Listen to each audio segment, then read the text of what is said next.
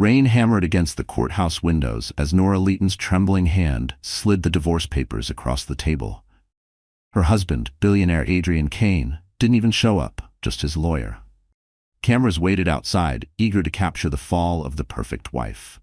Nora walked into the storm, mascara streaking down her face, her heart collapsing with every flash of light. She passed a newsstand, headlines screaming Adrian Kane marries best friend Sloane. Her Nora dropped the phone as thunder cracked. She was pregnant with the man who just married her best friend. The Geneva flight boarded at Gate 47, half empty, filled with quiet business travelers and exhausted tourists clutching neck pillows. Nora Leighton stood in line, clutching her passport like a lifeline. Her eyes were swollen from hours of crying, her mind spinning between disbelief and fury. Just as she handed her ticket to the attendant, a deep voice behind her said, "Mrs. Leighton, don't board that plane yet." She turned sharply. A tall man in a charcoal coat held out an envelope sealed with a gold wax emblem, Kane Quantum. She recognized him instantly, Graham Sterling, the outspoken investor who'd once called Adrian a genius trapped by his own ego on CNBC. "How do you know my name?" she demanded. He smiled faintly. "Because you helped design Kane Quantum's branding 3 years ago, and because Adrian Kane is still on payroll for a contract you wrote." Nora blinked. "That contract expired when I signed the divorce." "Not according to this." He tapped the envelope. "Inside is a document your ex-husband filed 2 weeks ago. He requested a paternity confirmation. Someone stopped it before the lab could process the sample." Her heart stuttered. "Paternity?" Graham nodded. "Adrian never saw the results because they were buried. You think he abandoned you, but maybe someone wanted him to." Nora felt the air thin around her. The gate agent called final boarding. "If you're getting on, now's the time." She took the envelope, hesitated, then said quietly, "I can't. Not yet." "Good," Graham replied. "Because there's more." Sloane Park authorized a crisis management payment the same week, $500,000 to a PR firm called Ames Consulting. Nora felt her knees weaken. "That's her old fixer." "What are you saying?"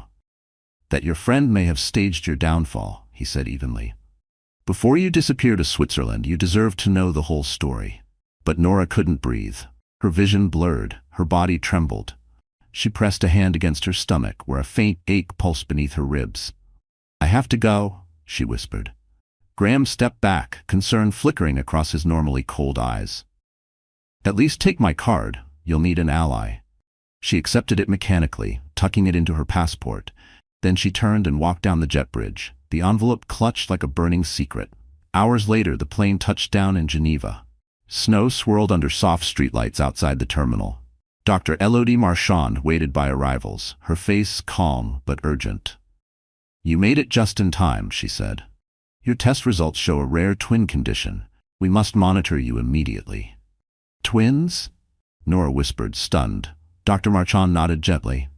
"They are mirror twins, sharing one circulatory link. It is dangerous but not hopeless. You must stay here." At the hospital, Nora lay in a white room smelling of antiseptic and lavender soap. Machines beeped steadily beside her. For the first time in weeks, the chaos of Manhattan felt distant. She stared at the ultrasound screen, 2 flickers of life pulsing like tiny stars. When Dr. Marchand left, Nora reached into her purse and pulled out the envelope Graham had given her. She opened it slowly. Inside was a photocopy of a form, Adrian's signature scrawled beside, "Request for DNA test, Nora Leighton sample." Below it, in another hand, a note read, "Void per SP. SP Sloane Park." Her stomach twisted. So it was true. Her best friend had intervened, deleted the test, silenced the truth, and ensured the world saw her as the bitter ex-wife. Nora stared at the flickering ceiling light and whispered, "You wanted me gone, Sloane? Fine. I'll disappear, but I'll come back when you least expect it." Outside, Geneva's night air howled across the Rhone. In New York, Sloane Park sat before her vanity, scrolling through her wedding photos on Instagram. Her diamond glittered under soft light. Then, from her inbox, a new notification appeared. One new video file uploaded, Saint-Tropez. Her finger hovered over the trackpad. She clicked and froze. On the screen, her own face appeared, laughing, whispering into the ear of a man who wasn't Adrian. The screen flickered to life, showing the golden coast of Saint-Tropez 2 summers earlier, sunlight spilling over white yachts, laughter echoing across the deck. Sloane Park leaned closer to her laptop, heart pounding. The video showed her in a flowing silk dress, holding a champagne flute, whispering to a man in sunglasses who was clearly not Adrian Kane. It was Marcus Ames, the PR fixer she'd secretly hired to manage Nora's image. The camera panned closer, catching her voice. "If Nora's pregnant, we need to control the narrative. A scandal before the IPO would kill everything. Handle it quietly, and you'll get your bonus." Then her hand slipped him a small velvet pouch, the same one from the clinic video. The man smirked, pocketing it. Sloane's breath caught. Who recorded this? Her phone buzzed. Adrian calling. She ignored it, panic sharpening her thoughts. The video ended with her saying, "No one needs to know the real timeline, Marcus. Make it disappear." She slammed the laptop shut, trembling. The reflection in the glossy screen stared back, a woman she barely recognized. Cold, calculating, cornered. Across the ocean, in Geneva, Nora Leighton woke to the sound of a monitor beeping softly. The twins' heart rates had dipped again. Dr. Marchand and two nurses worked swiftly, adjusting IV lines. Nora tried to sit up, but pain shot through her abdomen. "Stay still," Dr. Marchand said gently. "We'll stabilize them. Talk to them. It helps." Nora placed a shaky hand over her belly. "It's okay, my loves. You're stronger than they know." The monitor steadied. 2 tiny beats found rhythm again. Later that evening, under the sterile hospital light, Nora scrolled through her phone out of habit. Sloane's wedding photos filled every headline, from best friend to billionaire bride. There they were at the Beverly Hills Hotel, surrounded by lilac hydrangeas, Nora's favorite flowers, copied from the wedding mood board she'd once designed for herself. She locked the screen and whispered bitterly, "She even stole the flowers." A nurse entered. "Message for you, Miss Leighton, from New York." Nora frowned, taking the sealed envelope. Inside was a small flash drive and a note in neat handwriting. "You don't know me, but I believe in justice. Plug this in when you're ready. No signature, no return address." Nora hesitated. Graham's warning echoed in her mind. "You'll need allies." She connected the drive to her laptop, the screen filled with encrypted folders, one labeled Saint-Tropez. Her pulse raced. When she clicked it, the same video that had shaken Sloane now played for her. Her jaw dropped as she watched her former best friend whispering bribes, trading her privacy for control. Tears blurred her eyes, but anger burned hotter. She hit pause when Sloane said, "Make it disappear." Nora whispered, "No, Sloane, I'll make sure it doesn't." She copied the file to her cloud backup and sent a secure link to Maya Patel, her attorney. The message read simply, "Keep this safe. I'll explain later." Back in New York, Sloane's phone chimed again, an automated alert from iCloud. Your video Saint-Tropez.mp4 was synced to another device. Her blood ran cold. "No," she breathed, rushing to her settings. But the transfer was already complete. She called Marcus Ames. "We've got a problem." His voice crackled through static. "How bad?" "Someone has the footage," she hissed. "Delete every trace, every backup, now." There was silence on the line. Then Marcus said quietly, "Too late. Someone's already leaked it to an IP in Geneva." Sloane froze. Geneva. Nora. For the first time, fear, not guilt, seeped through her. Meanwhile, Nora stood by the hospital window, the Alps faintly glowing under moonlight. She touched her stomach and whispered, "You'll be born into truth, not lies." Then her phone vibrated, a blocked number flashing across the screen. She hesitated, answered, and heard a low male voice she didn't recognize. "Miss Leighton, this is a warning. Stop digging, or your children will never see daylight." The line went dead. The phone slipped from Nora's hand and hit the hospital floor with a hollow crack. For a heartbeat, she couldn't move. The anonymous voice replayed in her mind like a curse. "Stop digging, or your children will never see daylight." Her pulse spiked. The fetal monitor beside her began to scream as the twins' heart rates plunged. Dr. Marchand burst through the door, flanked by nurses. "Move! Move! She's going into distress." Nora gasped, clutching her stomach as a sharp pain ripped through her. The room blurred into chaos, gloves snapping, alarms shrieking, voices overlapping in French and English. Dr. Marchand gripped her hand. "Listen to me, Nora. You must stay awake. We're losing one twin's oxygen flow. I need to perform a laser procedure right now." "Do it," Nora whispered, tears streaming down her temples. Within minutes, she was rushed into the surgical suite. A bright light bathed her face as Dr. Marchand inserted the scope. "We're sealing the connecting vessel," the doctor said softly, voice steady as steel. Nora's consciousness wavered. She heard the machines beep and murmured weakly, "Please, save them. Take anything. Just save them." The room fell silent except for the rhythmic hiss of machines. Then, slowly, the monitors evened out. 2 small heartbeats, steady, defiant. Hours later, Nora woke in the recovery room, pale and trembling. Dr. Marchand sat beside her, exhaustion in her eyes but relief in her smile. "They're stable. You did it," she said, "but you must rest. Any stress now could undo everything." Nora nodded faintly. Her body felt hollow, but her spirit hardened. "Someone threatened my children," she said quietly. The doctor frowned. "Then we'll tighten security. No visitors except staff. Do you understand?" "Yes," Nora whispered. "And doctor, thank you." When Dr. Marchand left, Nora turned toward the window. Dawn was breaking over Geneva, soft pink and gold over the snowy Alps. The city seemed calm, but she knew better. Somewhere out there, Sloane Park, or whoever she'd hired, had tried to silence her. She opened her laptop and typed a message to Maya Patel. "Threat received. Twins survived. Proceed carefully." Minutes later, Maya replied with a single image, a court docket. It showed Nora's divorce officially closed and the marriage certificate of Adrian Kane and Sloane Park filed the same day.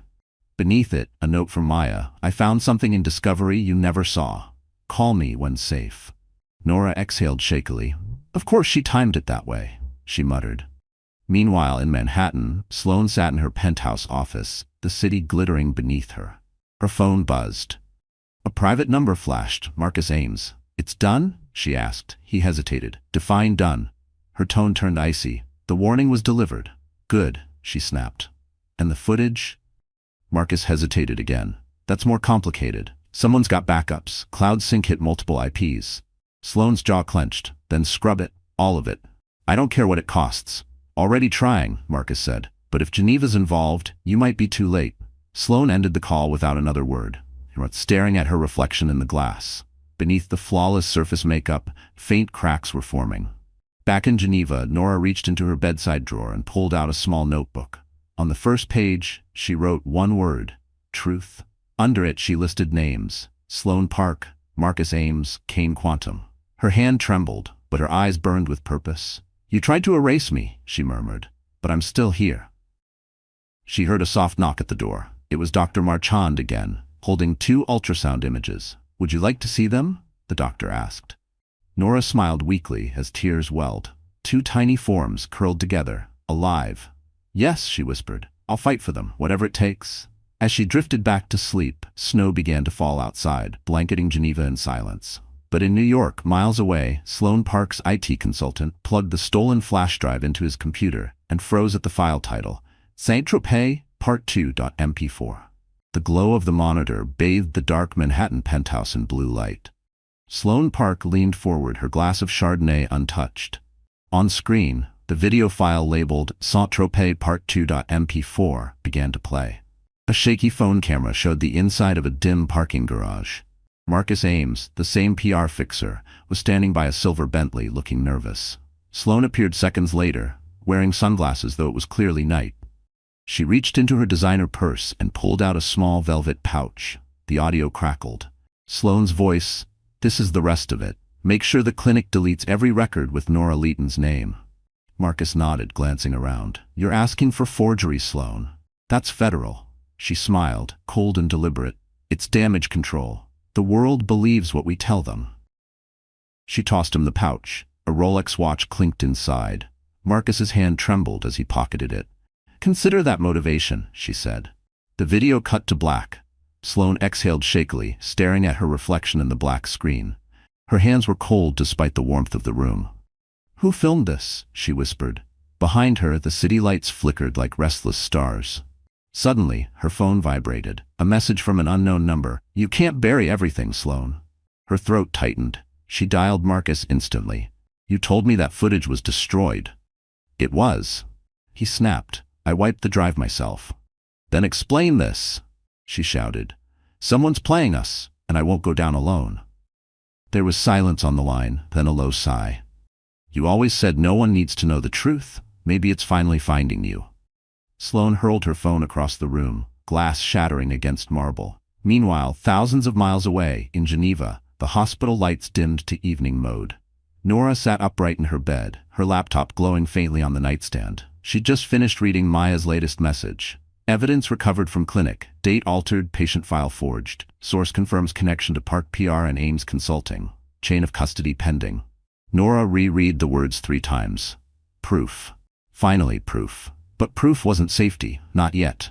Dr. Marchand entered quietly. You're awake again. You should rest. I will, Nora said softly. Just making sure my children will have a world to come into. The doctor smiled gently. They are fighters, like their mother. When the door closed, Nora unlocked her phone and scrolled through old photos, her and Sloane laughing in Central Park, matching scarves, coffee cups in hand. How did you turn into this? She murmured. When did ambition start costing lives? Her email pinged again, an encrypted message from Rafael Ortiz, the retired NYPD officer Maya had hired for cyber investigation. We traced the payment trail. Park PR transferred $250,000 to Ames Consulting 3 days after the clinic's record edit. Timestamp verified. You were set up. Nora's eyes filled with tears she didn't have the energy to wipe away. You took my name, my marriage, my peace, she whispered. But you won't take my children. She backed up every file onto 3 clouds, a hidden drive, and one sent directly to Lena Ortiz at the New York Times. She titled the folder simply, The Truth About Sloane Park. Across the Atlantic, Sloane poured another glass of wine, trying to calm her shaking hands. She turned to her laptop again and opened her calendar, full of charity galas, press appearances, fake smiles. Then something new caught her eye. An unfamiliar folder that hadn't been there before. It was named Vault Sync, Auto Upload. She clicked it, and the screen filled with thumbnail previews of every incriminating video she'd ever made. Her stomach dropped. Oh my God. At that same moment in her small hospital room, Nora whispered to the sleeping twins inside her. They think I'm weak. They have no idea what a mother can do. And as if answering her vow, her phone lit up with a notification. Incoming call. Graham Sterling. The ringtone shattered the silence of the hospital room. Nora jolted awake, still half dreaming, one hand instinctively resting on her belly. The caller ID read, Graham Sterling. Her pulse quickened. She answered, voice groggy. Graham? Don't panic, he said, his tone clipped. But something's moving fast online. Someone in Geneva leaked your patient file. Nora sat upright. What? How? I don't know yet, he continued. But gossip blogs in New York are posting headlines. Billionaire's ex-wife pregnant in Swiss hospital. It's everywhere. Twitter, Instagram, TikTok. They even have your hospital's initials. Her blood turned cold. She swung her legs off the bed. My children, they'll turn this into a circus. You need to stay calm, Graham warned. Dr. Marchand is tightening security. I'm handling media containment, but you can't respond. Not a single statement. Understood, Nora said softly, though her throat burned. Across the Atlantic, Adrian Kane stared at his phone in disbelief. His board meeting froze mid-sentence as he read the trending headline aloud. Adrian Kane's ex expecting twins in Switzerland. The board members exchanged glances, unsure whether to speak. Adrian rose abruptly. I'll be back. He stepped into the hallway, dialing Sloane. She answered on the first ring, voice sugary sweet. Adrian, I saw the nonsense online. Don't tell me you believe it. Is it nonsense? He demanded. A pause. Darling, of course it is. Someone's exploiting your past. I asked you once, he said, voice breaking. Did you interfere with the paternity test? Her laughter was sharp, brittle. Adrian, you're tired. Don't start this again. Answer me. Another pause, colder this time. You're not seriously suggesting. I'm asking, he snapped, because if this leak is true, those might be my children. Silence stretched. Then Sloane said, even if they were, the world doesn't need another scandal. Think of the company. Think of our image. He exhaled slowly. Our image or yours? Before she could reply, he hung up. Back in Geneva, Nora stood by the window, watching dawn creep over the Alps. Her phone buzzed non-stop with messages, reporters, unknown numbers, even distant relatives she hadn't spoken to in years. She turned it off, pressed her forehead against the glass, and whispered, You will not break me again. Dr. Marchand entered quietly. We've increased your security. No visitors without authorization. Thank you, Nora murmured. But the damage is done. Then let them talk, the doctor said firmly. Your job is to protect those 2 lives. Later that afternoon, Nora sat with her laptop open, composing a letter addressed to her unborn children. Her words poured out like confession. My loves, the world will say your mother was a scandal. But truth doesn't need permission. When you're old enough, you'll know I never stopped fighting for you, even when the world called me crazy. She sealed the letter digitally, saving it under a folder titled For River and Rain. Meanwhile in New York, Sloan called her PR team. We're suing every outlet that mentions her name. I want cease and desist letters drafted by noon. Her assistant hesitated. But if the twins are his? Don't finish that sentence, Sloan hissed. We control the story, or we lose everything. At that same moment, Lena Ortiz, the investigative journalist from the New York Times, was scrolling through her inbox when an anonymous message arrived. The subject line read, Check W 45th Street Clinic, September 12th. Velvet pouch. She clicked it open. Attached were still frames from security footage showing Sloan Park and Marcus Ames in the clinic parking garage. Lena's pulse raced. She leaned back in her chair, whispering, Oh, Sloan, what did you do? Back in Geneva, Nora finally drifted into a fragile sleep. Machines hummed softly around her. Outside her room, a nurse scrolled through her phone, curiosity piqued by the day's gossip. She didn't notice the man in a black coat standing at the far end of the corridor, watching the door marked N. Leighton. He turned away, pulling out his phone, and texted a single line. She's still alive, awaiting next instructions. The newsroom at the New York Times buzzed like a beehive. Phones rang, printers clicked, and screens glowed with breaking updates about Nora Leighton's mysterious reappearance. At her cluttered desk, investigative journalist Lena Ortiz leaned forward, eyes narrowed at the paused video from the W 45th Street Clinic footage. There she was, Sloan Park, designer coat, dark sunglasses, whispering to Marcus Ames, her fixer. The velvet pouch changed hands in the dim garage, just as the anonymous email described. Lena froze the frame at 2014 and magnified it. The timestamp matched the payment record she'd uncovered hours earlier. She exhaled slowly. Got you. Her editor, a gruff man named Terrence, appeared over her shoulder. You're still on that Kane scandal? Lena nodded. There's more than scandal here. This is criminal fabrication, forged records, bribery, maybe worse. Terrence frowned. You've got to lock your sources. We can't publish if it's rumor. It's not rumor, Lena said, her voice hardening. It's truth. Meanwhile in Geneva, the hospital hallways were eerily quiet. Nora woke to the rhythmic drip of her IV and the soft hum of machinery. A nurse was replacing her saline bag when Nora noticed something strange. Her security badge had changed color. That's new, Nora said, half suspicious. The nurse smiled nervously. Updated protocol, Miss Leighton, for your safety. But when the nurse left, Nora's instincts screamed. She pulled the badge closer. It wasn't the hospital's design. Someone had switched it. Her heart pounded. She locked her door, then opened her laptop. An email notification blinked from Maya. We've confirmed the transfer from Park PR to Ames Consulting. Raphael says the encrypted drive was copied to multiple servers before deletion. We have everything. Nora's eyes widened. Everything, she whispered. Then another message appeared. This one from Lena Ortiz herself. Miss Leighton, my name is Lena Ortiz from the New York Times. I'm verifying evidence linking Sloan Park to document forgery and possible medical fraud. I believe you were her target. I'd like to protect your side before the story breaks. May I call you? Nora hesitated, hand trembling over the keyboard. If she replied, she'd expose her location. But if she didn't, Sloan would continue spinning the narrative unchecked. Finally, she typed, Call tomorrow. I'll give you truth. Across the ocean, Lena refreshed her inbox and smiled faintly. Tomorrow it is. At that very same moment, Sloan Park sat in her candlelit penthouse, scrolling through damage reports from her PR firm. Engagement dropping 18%, one assistant reported. Investors nervous about reputational risk. Sloan forced a smile. We'll fix it with a charity angle.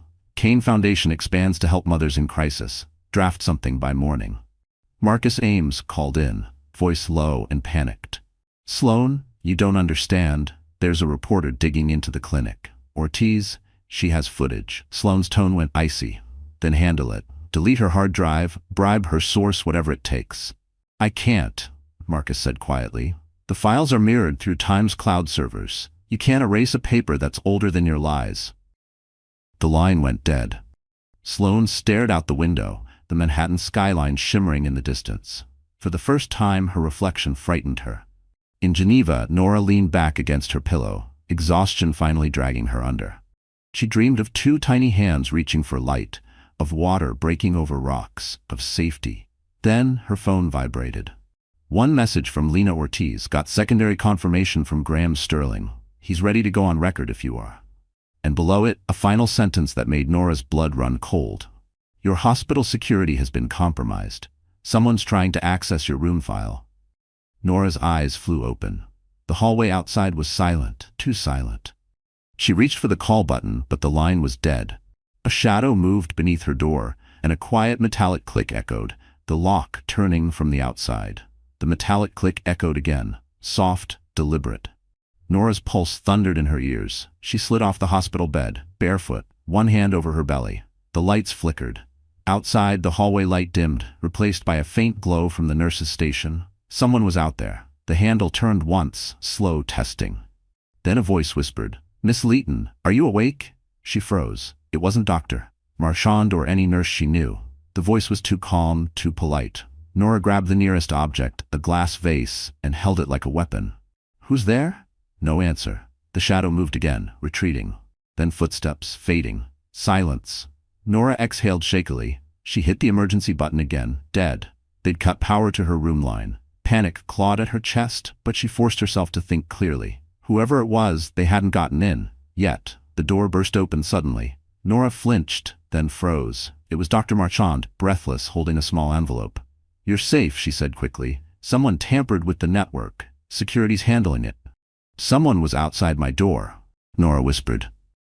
"I know," the doctor said. "He's gone. The cameras caught him leaving through the side entrance. Police are on their way." Nora sank back onto the bed, trembling. "He was here to hurt me." Dr. Marchand handed her the envelope. "This arrived an hour ago from the United States consulate. I thought it could wait until morning, but maybe it shouldn't." Nora opened it slowly. Inside was a small velvet box.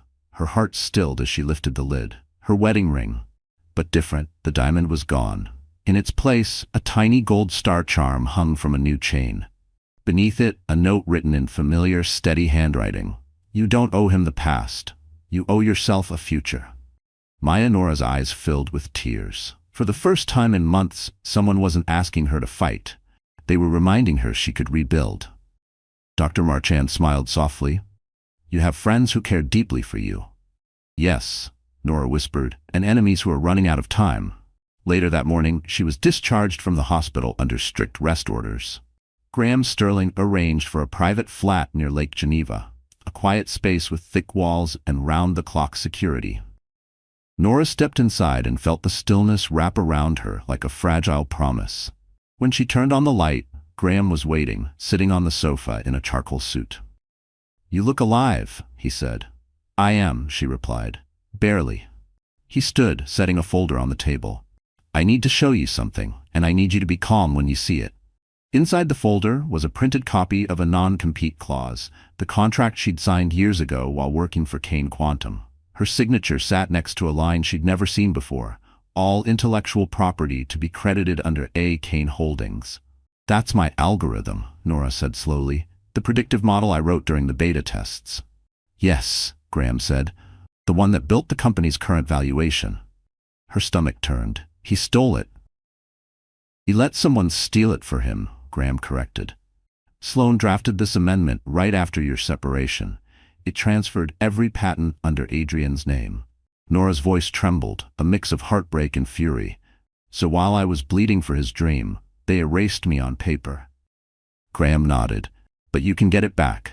There's a loophole. If you're still legally identified as a contributor when the twins are born, you can reclaim authorship." She stared out the window at the lake, the snow falling like ash. "Then I'll claim it," she said quietly. "Not for revenge, for legacy." Graham studied her, then said, "There's one more thing."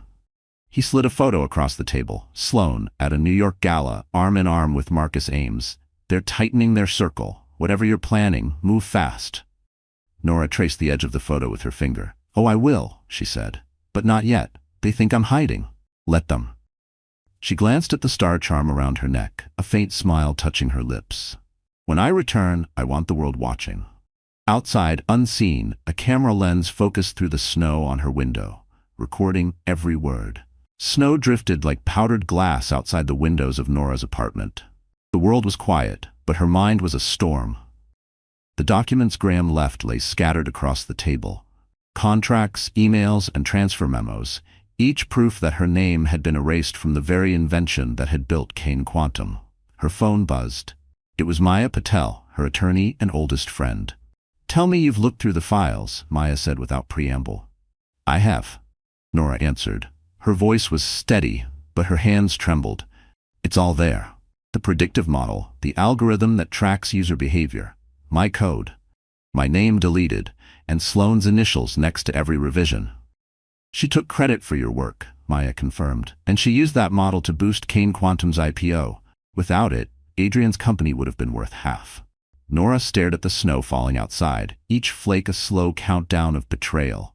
"Do you realize what this means, Maya? They didn't just take my husband, they took my identity." On the other end, Maya's tone softened. "Then we take it back, legally and publicly." Nora hesitated. "That'll expose the twins." "Not if we control the narrative," Maya countered. "I'm filing an intellectual property reinstatement. You'll need to testify once you're medically cleared. But there's something else." "What?" Maya's voice lowered. Raphael traced a payment from Park PR to Ames Consulting.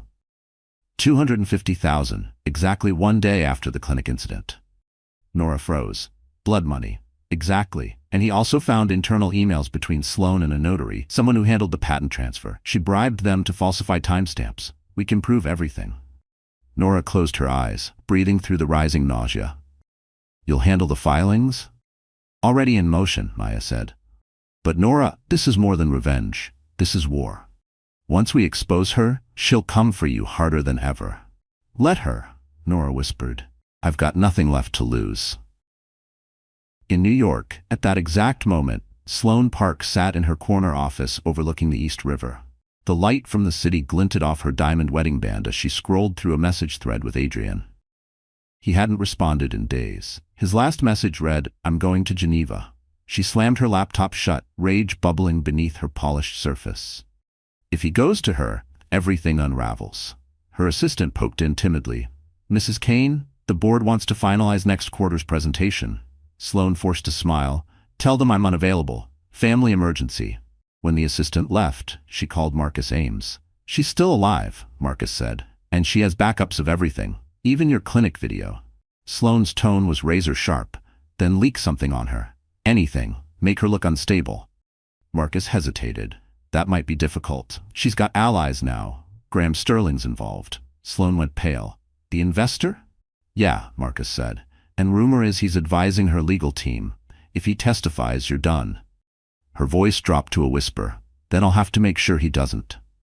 Back in Geneva, Nora set down her phone and opened her laptop. She began typing her story. Every betrayal, every falsified record, every stolen idea. But this wasn't for the press. It was for her children.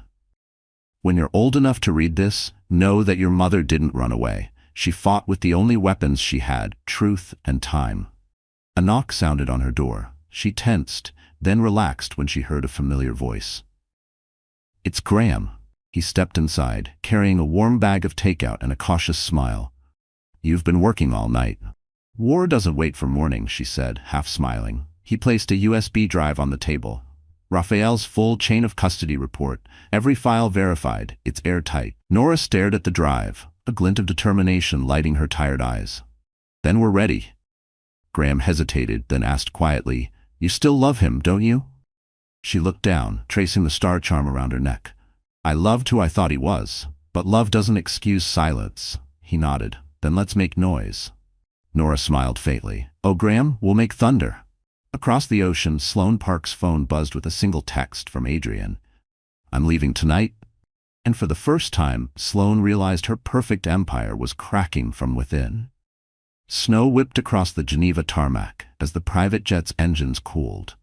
Adrian Kane stepped onto the slick ground, his overcoat whipping in the wind. He hadn't slept in 40 hours.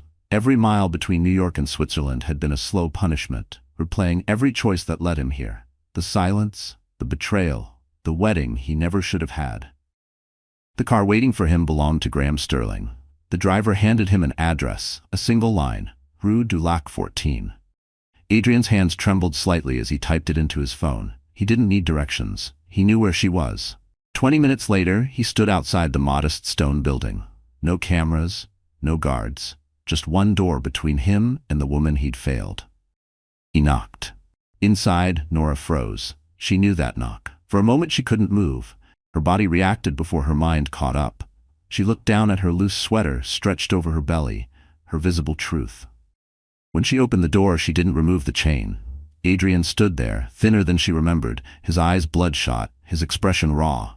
For once there was no arrogance, no polished charm, just a man stripped bare. "Nora," he breathed, "you look—" "Don't," she said quietly. "Not that word. Not after everything." He nodded, stepping back as if distance could undo damage. "I didn't know where else to go." "You could have gone home," she said coldly. He gave a small broken laugh. "That isn't home anymore."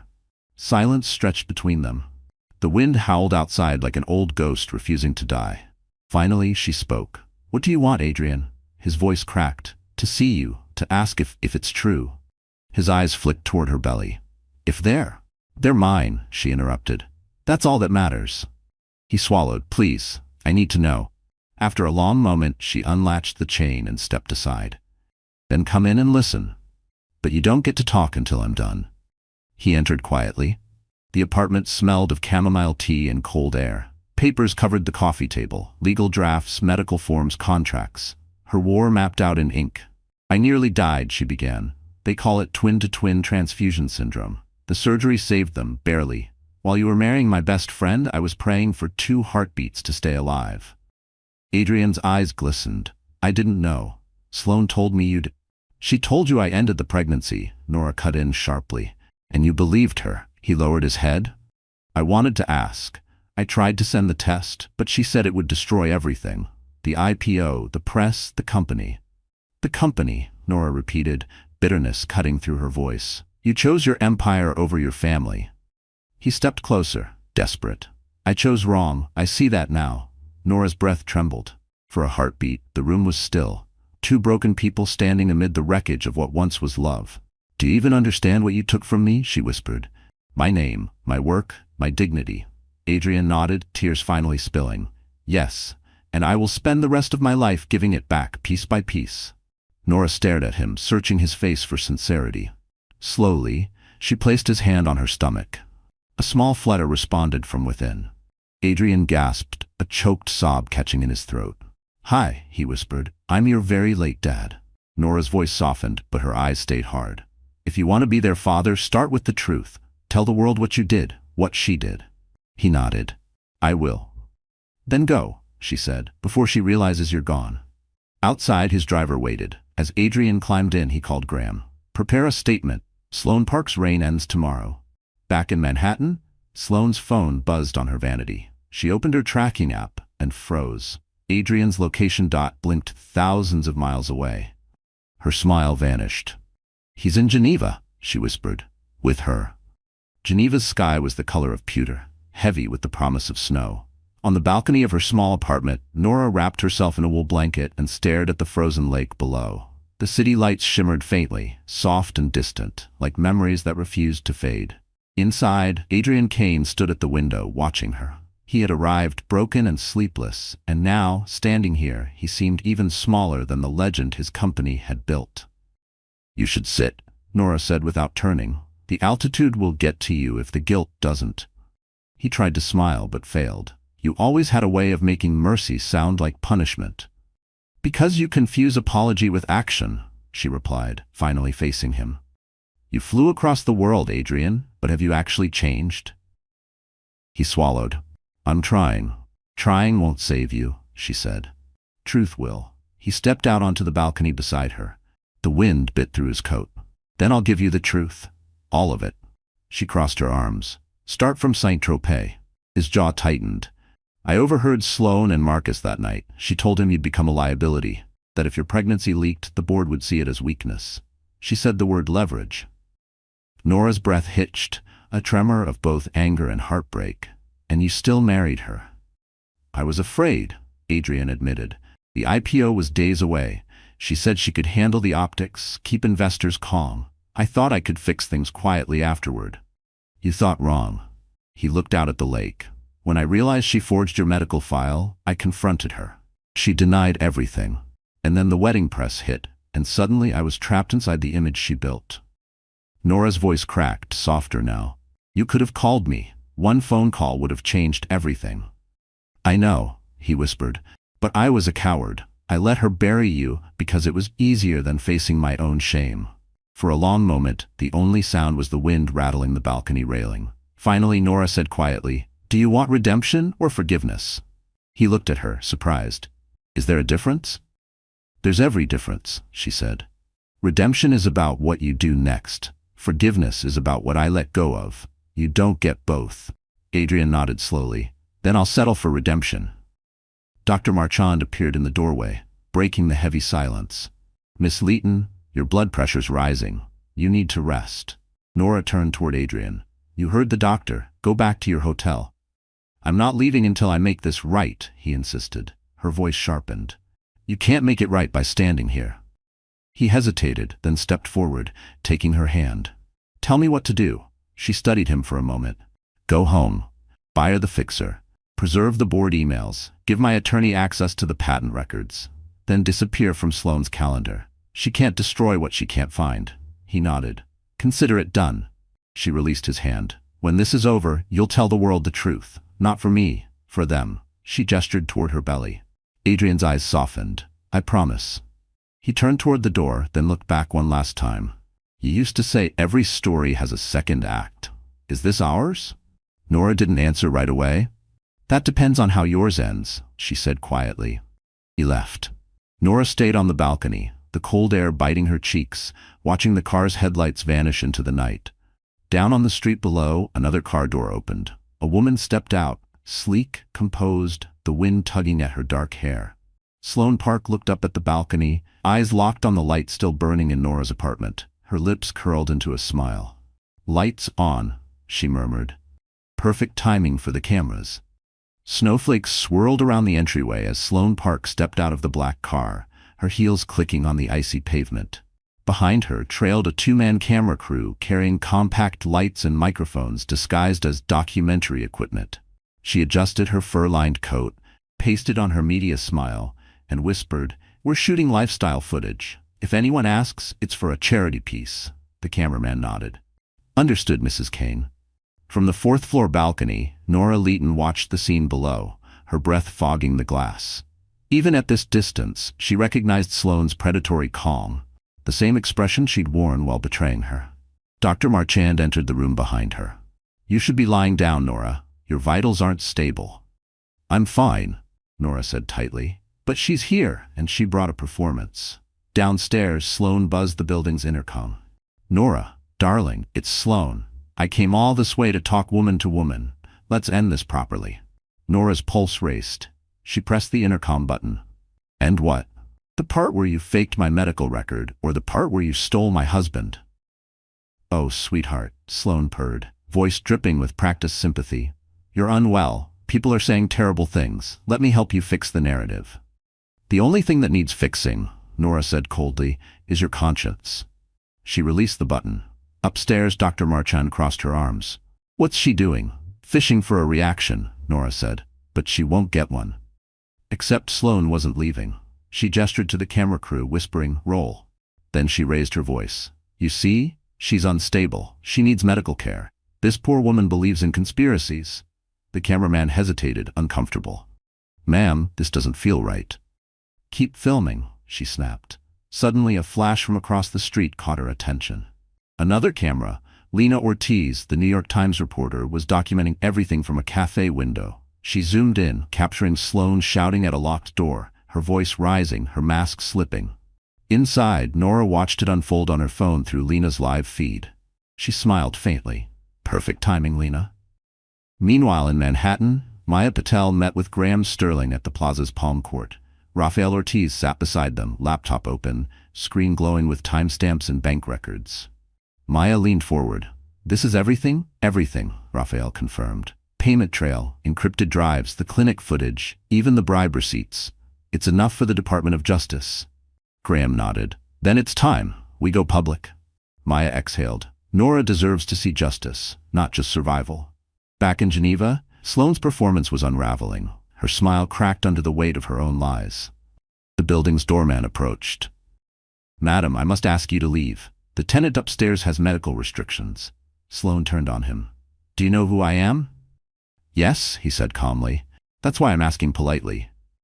As she stormed toward her car, Lena followed at a distance, snapping photos. She sent a quick message to Maya. "Sloane Park caught harassing patient. Photos attached." By midnight, those photos and snippets of the clinic footage had reached half the newsrooms in New York. Sloane watched helplessly from her hotel suite as headlines spread across Twitter. "Kane PR queen faces medical fraud allegations." "Exclusive, the Saint-Tropez connection." Her hands shook. No, this isn't happening," Marcus Ames called. "They've got the whole trail. You need to run." "Run?" she hissed. "I built this empire." "Then watch it burn," he said before hanging up.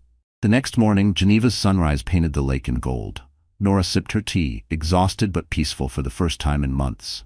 Her phone buzzed. Maya's message: "Lena's story goes live tomorrow."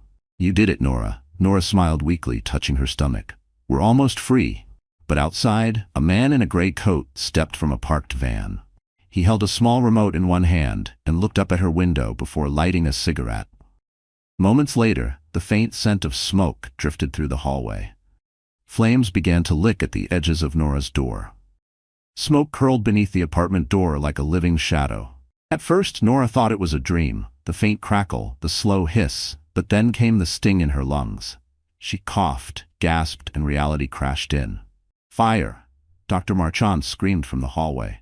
Alarms erupted, shrill and chaotic. Nora tried to stand, but the twins pressed heavily against her lungs. The room blurred. She grabbed the go-bag by her bed, passport, flash drives, the star charm, and stumbled toward the window. Outside, flames climbed the stairwell. The building's power flickered out. "Nora?" Dr. Marchand burst through the smoke, face covered with a damp cloth. "The exits are blocked. We have to move." "Down the service corridor," Nora wheezed. "It leads to the loading dock." They half ran, half stumbled through choking black haze. Somewhere below, firefighters were already shouting in French. Sirens wailed closer, echoing off the lake. A paramedic caught them at the stairwell, leading them out into freezing air. Nora collapsed against the ambulance door, coughing until her vision steadied. "The babies," she gasped. "They're all right," Dr. Marchand said, checking the monitor strapped to Nora's wrist. "They're fighters, just like you." As firefighters doused the flames, one of them approached with a grim face. "Someone started this deliberately. We found accelerant near the door." Nora felt the blood drain from her face. "She did this," she whispered. "Sloane did this." Hours later at the hospital, Nora lay under observation, wrapped in blankets, oxygen mask pressed to her face. Her phone vibrated, Maya Patel calling. "Maya," Nora croaked. "Thank God you're alive," Maya breathed. "We saw the reports. Geneva police confirmed arson. You're under protection now, do you hear me?" Nora's voice was a rasp. "She's trying to erase me, even now." "She's failing," Maya said fiercely. "Because we have everything we need. Lena's article goes live in 2 hours, but she wants your final approval, your statement. The world deserves to hear your voice." Nora closed her eyes. For so long, others had told her story. Adrian, Sloane, the tabloids. This time, it would come from her. "Put me through to her," Nora said. A few seconds later, Lena Ortiz's voice came through, low and steady. "Miss Leighton, I want you to know you don't owe anyone this. We can publish without your name, if you prefer." "No," Nora said. "They took enough from me. They don't get my silence, too." "All right," Lena said softly. "What do you want to say?" Nora took a long breath and spoke from the rawest part of herself. "Tell them I was never the villain. I was a woman who trusted the wrong people. I believed in love, in partnership, in truth, and they turned that into headlines. I lost my marriage, my career, my peace, but I won't lose my children to their lies. Tell them I forgive, but I don't forget." There was a pause on the line, then Lena said quietly, "That's going on the record." When the call ended, Nora felt lighter, as if speaking the truth had drawn out years of poison. 2 hours later, the article hit the world like an earthquake. The New York Times exclusive. The Saint-Tropez deception, how lies built a billion-dollar marriage. It trended across every platform within minutes. Screens lit up with side-by-side photos, Sloane's luxury galas against clinic receipts, her fake timelines exposed. In New York, Sloane awoke to a flurry of notifications. Her phone exploded with calls, publicists, lawyers, journalists. Her empire was collapsing in real time. Adrian Kane's name appeared next on her screen. She answered, voice shaking. "Adrian, it's not what it looks like. It's exactly what it looks like," he said coldly. "I've read every word. I'm resigning first thing tomorrow. And I'm testifying." "You wouldn't dare," she hissed. "You dared first," he said, and hung up. Across the ocean, Nora sat quietly as dawn crept through the window. Dr. Marchand entered, holding her newborn letter from Lena, the article's front page with her quote in bold. "Congratulations," the doctor said softly. "You burned brighter than their fire." Nora smiled weakly, whispering, "Now the world finally knows." But her phone buzzed again, an unknown number, and a single message that chilled her blood. "Truth is expensive, Nora. Hope you can afford what comes next." The next morning, Manhattan looked frozen under the pale January light. Inside Kane Quantum's mirrored headquarters, tension rippled through the 42nd floor boardroom. Executives whispered in small clusters, eyes darting toward the empty chair at the head of the table, Adrian Kane's seat. On the glass wall, a massive screen displayed the New York Times headline, "The Saint-Tropez Deception, Medical Fraud and Corporate Bribery Inside Kane Quantum." Stock tickers scrolled red beneath it. Sloane Park entered like a storm in designer heels, sunglasses hiding the exhaustion around her eyes. "Turn that off," she snapped at the AV technician. "We don't give oxygen to lies." But the murmurs didn't stop. The room buzzed with restrained panic. "Mrs. Kane," said Richard Lum, the company's legal counsel, "we've received notice of a federal inquiry. The SEC and DOJ both want immediate cooperation." Sloane forced a brittle smile. "Then we cooperate. I'll handle the press. Adrian will issue a statement defending us." The room fell silent. Richard cleared his throat. "That may be complicated." Before she could ask why, the glass door slid open, and Adrian Kane walked in. He looked different. Calmer, older, carrying the weight of everything he'd lost but none of the arrogance that once defined him. He set a briefcase on the table. "Good morning," he said evenly. Sloane's voice trembled. "Adrian, thank God. We can fix this together." He shook his head. "No, Sloane, we're not fixing this. We're facing it." Gasps echoed. Adrian opened his briefcase and handed out printed documents, emails, financial transfers, clinic receipts. "Every board member will receive a copy of this evidence. It shows who authorized the bribes, who falsified medical records, and who manipulated our stock price for personal gain." Sloane's mask cracked. "You can't be serious. You're handing them." "The truth," he interrupted. "Something this company's forgotten how to handle." Richard Lum turned to Sloane. "Mrs. Kane, your name appears on all of these. We'll need your statement on the record." Her voice rose, desperate. "This is a setup? He's protecting that woman, his ex-wife. She's been manipulating him." Adrian's expression hardened. "The only one who manipulated anyone was you. You forged documents to erase Nora's work, framed her as unstable, and nearly killed her to keep her silent." Gasps filled the room. Sloane's composure shattered. "I did everything for you," she screamed. "For the company, for the image that made you billions." He met her gaze. "You did it for yourself." He turned to the board. "Effective immediately, I'm calling for an emergency vote to suspend Sloane Park from her role as Chief Communications Officer, pending investigation." "Seconded," said Graham Sterling, who had quietly entered moments earlier. "All in favor?" Adrian asked. Hands rose, one by one, every single one. Sloane stared at the sea of raised hands, her own trembling. "You can't do this to me. I made Kane Quantum what it is." Adrian stood. "And now you'll answer for what it became." Security approached. She backed away, shaking her head. "This isn't over, Adrian." "It's been over for a long time," he said quietly. As the guards escorted her out, Sloane's fury twisted into something dark and dangerous. She yanked free just long enough to hiss, "If I burn, I'm taking you with me." The doors closed behind her. Adrian let out a long breath and addressed the board.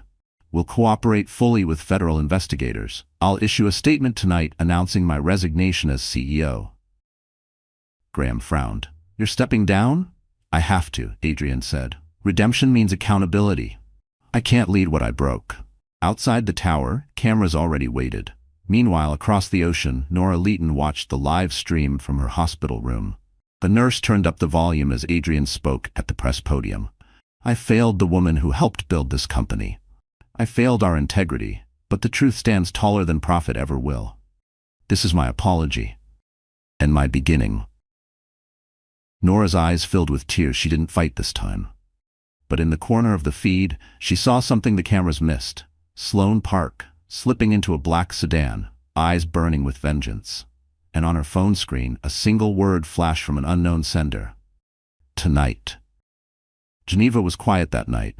Too quiet. The snow had stopped, leaving the city coated in white stillness, but Nora couldn't shake the unease crawling beneath her skin. The twins kicked softly, restless under her ribs. She sat by the window of her temporary flat, watching lights shimmer over Lake Geneva. The world outside looked peaceful, but she knew peace was always the first illusion before the storm. Her phone vibrated on the table. One message. From unknown. "You should have stayed silent." Nora's blood ran cold. She reached for the phone to call Maya, but before she could, the building lights flickered. Then, everything went black. For a moment, there was only silence. Then came the smell. Sharp, chemical, wrong. Smoke. It seeped under the door, curling into the room like a warning. The twins jolted inside her belly, reacting to the stress pulsing through her veins. "Not again," Nora whispered, grabbing her go-bag. She tried to stand, but pain knifed through her abdomen. She stumbled, bracing herself against the wall. The emergency lights blinked to life, red and weak. Outside her door, footsteps echoed, heavy, deliberate, moving closer. Her phone lit up again, a new message. "You wanted the truth. Here's what it costs." Then came a metallic clang, the sound of a lock breaking. Nora's breath caught. She backed toward the window. But before she could decide, the door burst open, flames licking at the walls behind it. Through the smoke, a familiar voice shouted, "Nora?" She froze. "Adrian?" He appeared through the haze, coughing, his jacket over his mouth. He reached for her. "We have to go, now." She stumbled into his arms, gasping for air. "How did you?" "I tracked your address after the press conference," he said, voice hoarse. "I had a bad feeling." The ceiling groaned above them. Fire spread fast along the corridor. Adrian guided her toward the stairwell, shielding her from falling debris. "Slow down," she gasped, pain slicing through her side. "You can do this," he said, tightening his grip. For them. By the time they reached the ground floor, the entrance was blocked by burning debris. Adrian pulled her toward a side exit, forcing the metal door open with his shoulder. They stumbled into the freezing air as sirens wailed in the distance. Firefighters rushed past them, shouting in French. One turned toward Nora. "Madam, did you see anyone else inside?" She shook her head weakly. "Just fire and fear." Adrian wrapped her in his coat, pulling her close. "It's over," he said softly, though his voice trembled, but Nora's eyes darkened. "No, it's just beginning. This wasn't random." As paramedics guided her into the ambulance, Dr. Marchand arrived, pale but steady. "We need to monitor you immediately. The baby's heart rates are unstable." Adrian tried to follow, but the doctor blocked him. "She needs calm, not chaos." Nora met his eyes through the open ambulance door. "Find out who did this," she said, "and make them pay." He nodded. "I promise." Back in New York, Sloane Park poured herself another drink in her penthouse, watching live coverage of the Geneva fire. Her reflection in the glass was calm, composed, until the phone on her desk vibrated. Message from Marcus Ames. "You went too far." She survived. Sloane's hand shook. She deleted the message and stared into the night. "Then it's time to end this properly." At that exact moment, Adrian's phone buzzed in his pocket while he stood outside the Geneva hospital. He pulled it out and read the message that made his stomach twist. From Graham Sterling. Interpol confirmed the van's plate. It was rented by Ames PR under Sloane Park's authorization. Adrian looked up at the glowing hospital windows, his reflection framed by the flashing lights. "You wanted redemption," he murmured to himself. "Now earn it." Inside the ambulance, Nora lay still as the sirens wailed toward the hospital. The star charm on her neck glimmered faintly against her skin. She whispered to her unborn children, "Hold on, my loves. Justice is coming." And behind them, the building collapsed in a roar of smoke and steel. The sirens wailed across Geneva as the ambulance tore through the icy streets. Inside, Nora lay on the gurney, one hand clutching her belly, the other gripping the edge of the stretcher. The paramedics' French instructions blurred together, but one phrase broke through. Contractions every 2 minutes. Her mind reeled. Not now. Not like this. Dr. Marchand leaned over her, calm but urgent.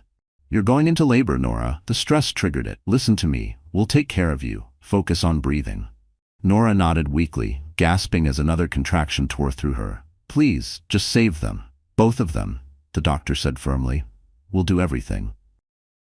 The hospital doors burst open as they arrived. Nurses rushed her into surgery, the world flashing by in blinding white lights. The oxygen mask came down. The last thing Nora saw before blacking out was Dr. Marchand's steady eyes. When she woke, the world was still. Dim light filtered through the blinds. Her body felt hollow, heavy. A soft cry broke the silence. Then another. Two voices, fragile but alive. Dr. Marchand entered, eyes rimmed with exhaustion and relief. They're here, she whispered. You have two beautiful babies, a boy and a girl. They're small but strong.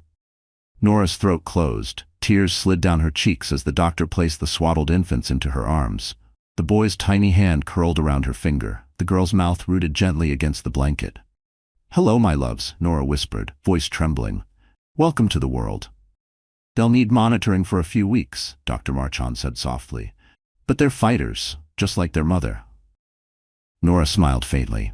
River and Rain, she murmured, that's their names. Outside the room, Adrian stood behind the glass, hands pressed against it, eyes red and wet. He watched as Nora rocked the twins, her face glowing with the fragile peace of survival. A security guard appeared beside him. Mr. Kane, the Geneva police want to speak with you. They've found the van responsible for the fire. Adrian turned sharply. And? It was rented under Ames PR's credentials, the guard said. Interpol traced the payment to Sloan Park's corporate card. Adrian's stomach twisted. She tried to kill them. He called Graham immediately. Send everything you have to the authorities. I don't care about fallout. She's done. Graham's voice came through steady. I already did. The DOJ and Interpol are coordinating. Sloan won't get far. Meanwhile, across the ocean, Sloan Park sat in her darkened penthouse, news channels muted. A breaking banner scrolled across the bottom of the screen. Arson investigation links Sloan Park to attempted homicide. Her fingers clenched around a glass of whiskey. No, she whispered. They can't prove it. But then her doorbell rang. When she opened it, federal agents stood waiting, badges gleaming under the hall light. Sloan Park, you're under arrest for conspiracy, obstruction of justice, and attempted murder. Her mouth opened, but no sound came. Cameras flashed as they led her away in handcuffs. Back in Geneva, Nora was finally allowed to rest. The twins slept in the neonatal ward, their soft cries now steady breaths. She woke to find Adrian sitting in a chair beside her bed, still in the same clothes from the fire. You should sleep, she said softly. I can't, he admitted. Not until I thank you. For what? For surviving, he said simply. For bringing them here. For giving me a second chance to do something right. Nora studied him for a long moment. You don't get a second chance with me, Adrian, but you can be the father they deserve. He nodded. That's all I want. She reached for his hand. Then start by protecting them from the world we built. As dawn broke, the first golden light spilled into the room, catching the star charm at Nora's throat. She looked down at River and Rain sleeping peacefully and whispered, You're safe now. But somewhere deep inside, she knew safety was only temporary. Truth had more enemies than she could count. And as the hospital monitors beeped in rhythm, Adrian's phone buzzed with a new message. She's escaped custody. The corridor outside the neonatal unit was washed in dim gold light. Machines hummed softly, monitors blinked green, and the scent of disinfectant hung in the air. It was 3 a.m., the hour when hospitals feel suspended between life and death, between what was lost and what could still be saved. Nora Leighton shuffled slowly down the hallway, one hand on her IV pole, the other brushing the cold wall for balance. Her body ached, but her spirit burned steady. Through the observation window, she saw them. River and Rain, two tiny bundles of life sleeping in glass cribs, their chests rising and falling in perfect rhythm. She smiled faintly, whispering, You did it, my loves. You made it. A soft voice behind her replied, They didn't do it alone. Nora turned. Adrian sat slumped on the floor, back against the wall, surrounded by a dozen paper cranes made from hospital forms. His hair was tousled, his suit jacket wrinkled, eyes hollow but alive. What are you doing? Nora asked gently. He held up one of the cranes. My mother used to fold these when my father was in chemo. She said every 100 cranes grant one wish. Nora knelt carefully beside him. And what are you wishing for? He gave a small, tired laugh. Redemption, though I'm only at 72. She studied him quietly. You're exhausted? So are you, he said. But you keep standing. That's what mothers do, she whispered. We stand, even when everything else collapses. Adrian looked toward the nursery window. They look like you, he said softly. The little one, Rain, she frowns in her sleep the same way you did when you were reading contracts at 2 a.m. Nora smiled, despite herself. And River? He clenches his fists like he's ready to fight the world, Adrian said. That one's definitely mine. For a long time, silence wrapped around them, gentle, fragile, almost peaceful. Then Adrian spoke again, voice low. I need to ask you something, he said. Not as your ex-husband, but as their father. Go on. I want a co-parent, he said simply. I'll never ask for forgiveness, but I'll be there for them. Every school recital, every fever, every heartbreak. They'll know they're loved. Nora's eyes softened. And what about Sloane? He exhaled. Interpol issued an international warrant, but she's gone off-grid. Private jet left Paris under a false name. They'll find her. It's only a matter of time. Nora's hand tightened on the IV pole. She won't stop until she ruins everything. Then we stop her first, Adrian said. I'll testify. I'll give every file, every document, every confession. No lawyers, no NDAs, just truth. Nora looked at him carefully, searching for cracks in his resolve. For once, she saw none. Do you know what that means? She asked. It means losing everything I built, he said quietly. But it also means giving our children a father they can be proud of. She nodded slowly. Then you'll need to see a therapist. You'll cooperate with the authorities. You'll sign over a share of Kane Quantum to a trust for River and Rain, and you'll never let fear be your reason again. He smiled weakly. You still sound like my lawyer. No, Nora said softly. Like the woman who used to believe you could be good. He lowered his gaze. Maybe I still can. A nurse passed by, pausing to glance at them. You two should rest, she said kindly. Nora stood, gripping Adrian's hand. Come, she whispered. They should know their father's face. Together they stepped into the NICU. Adrian stood beside the incubators, eyes wet as he watched his children breathe. He placed a trembling hand against the glass. Hi, River, he whispered. Hi, Rain, I'm your dad. I'm a mess, but I'm here. Nora rested her head on his shoulder. For the first time in years, there was no anger, no blame. Just two parents staring at a miracle they almost lost. Then Nora's phone vibrated on the tray table. One message glowed on screen. Flight manifest found. Sloane Park en route to New York. Nora looked at Adrian, her voice steady. Then that's where we finish this. And for the first time, Adrian didn't flinch. He simply nodded and said, together. New York shimmered under winter rain. The streets slick with light from courthouse lamps. Reporters crowded outside 100 Center Street, umbrellas colliding as flashes burst like miniature lightning.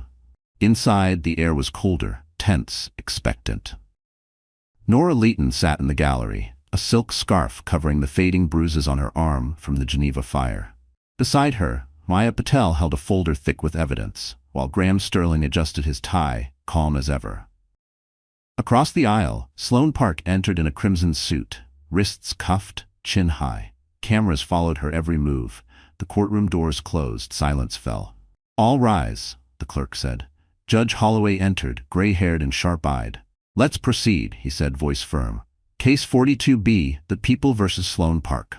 Sloane's attorney, a smooth-talking man in an Italian suit, stood. Your Honor, my client pleads not guilty. These accusations are baseless and fueled by personal vendetta. Maya rose next. The prosecution calls Adrian Kane. Gasps rippled through the room. Sloane's head jerked up, disbelief cutting through her poise. Adrian walked in, clean-shaven, eyes steady, carrying a single worn notebook, Nora's old project log. Mr. Kane, Maya began, can you explain what this is? Adrian opened the notebook. This is the original prototype of Kane Quantum's predictive algorithm, written entirely by Nora Leighton. It's her handwriting, her code, her signature, but 3 years ago it was registered under my name. Maya stepped closer. Did you knowingly remove her authorship? Adrian swallowed. No, Sloane Park orchestrated it. She convinced me it was temporary, an image decision for investors. I didn't realize she'd filed permanent documentation under A. Kane Holdings. Sloane slammed her palms on the table. Liar, the judge's gavel cracked. Order. Adrian met Sloane's glare. You destroyed her reputation, forged medical records, and nearly killed her to keep your story clean. Sloane's lawyer jumped in. Objection. Unsubstantiated claims. Overruled, the judge snapped. Continue, Mr. Kane. Adrian's voice broke slightly. When I saw her lying in that hospital bed with our children, I realized the truth. Everything Sloane built was theft dressed as strategy. The room went silent again. Maya held up a USB drive. Your Honor, this contains financial transfers from Park PR to Ames Consulting, plus CCTV footage from the W45th Street Clinic, Sloane Park paying to falsify medical records. The footage played on the courtroom screen. The velvet pouch, the bribe, Sloane's voice whispering, delete every trace of her name. Gasps echoed. A woman in the jury covered her mouth. Sloane's mask cracked for the first time.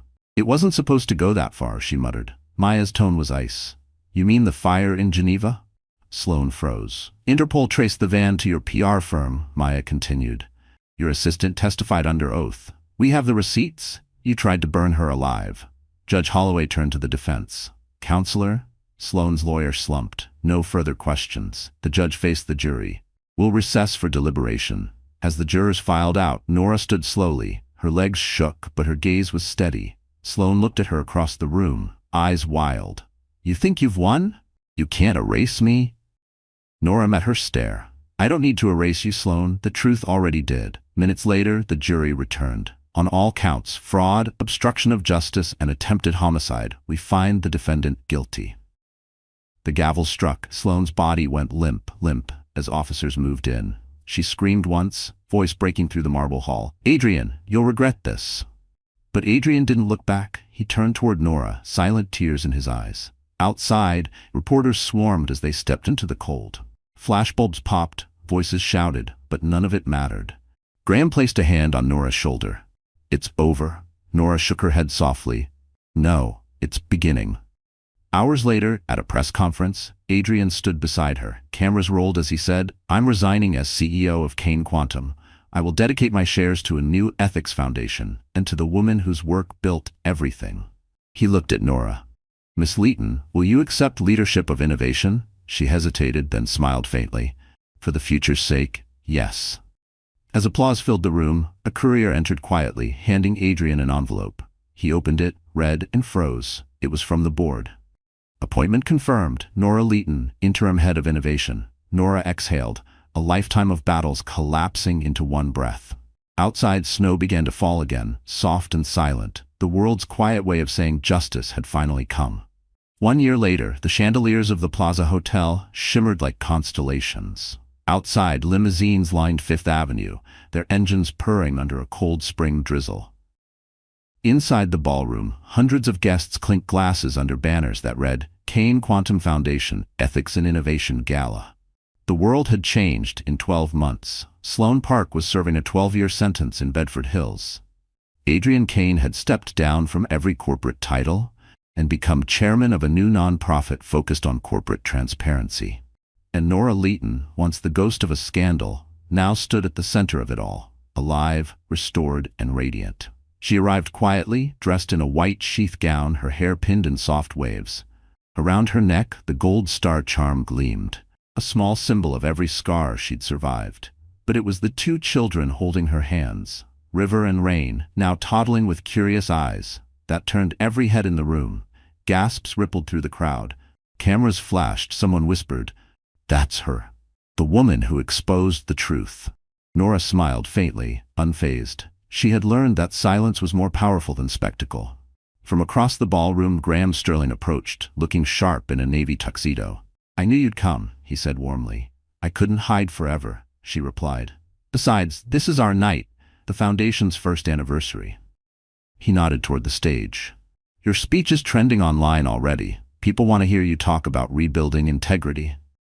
Let them, she said. The world could use a reminder that honesty doesn't make you weak, it makes you unstoppable. Nearby, Maya Patel clinked glasses with Lena Ortiz, who was covering the event for the New York Times. Who would have thought, Maya said, from courtrooms to champagne. Lena smiled. Truth has a funny way of dressing up for its victory lap. At that moment, the orchestra began to play softly. Adrian Kane entered through the side doors, tuxedo crisp, his expression solemn yet peaceful. Conversations hushed as he crossed the room toward Nora. For a moment, the air shifted. The weight of everything they'd been and everything they'd lost hung between them. "Congratulations, Nora," Adrian said gently. "You made this possible." She looked at him, her expression unreadable. "We both did in our own ways."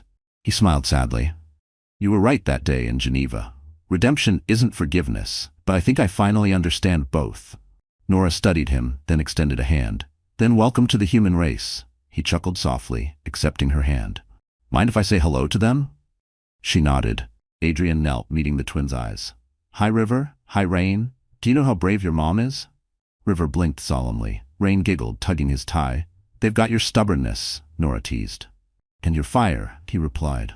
The orchestra swelled as the evening's host announced from the stage, "Ladies and gentlemen, please welcome Nora Leighton, Head of Innovation and founder of the Marchand Initiative, dedicated to ethical technology for future generations." Applause thundered. Nora stepped onto the stage, lights bathing her in gold. She began softly, voice calm but resolute.